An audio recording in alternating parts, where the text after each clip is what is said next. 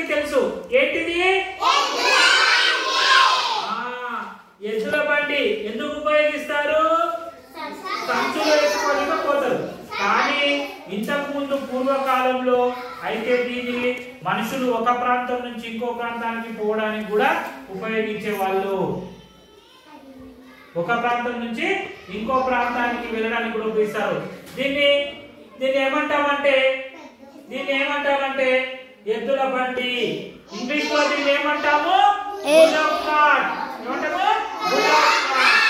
ఎద్దుల బండి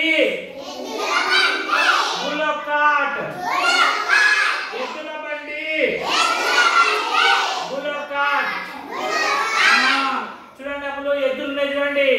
ఓకే ఎద్దుల బండి ఓకే ఎద్దుల బండి మరి అదే విధంగా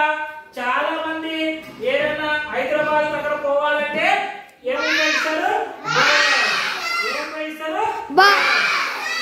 దీన్ని ఇంగ్లీష్ లో తెలుగులో కూడా బస్ అంటారు ఇంగ్లీష్ లో ఏమంటారు బస్ BUS బస్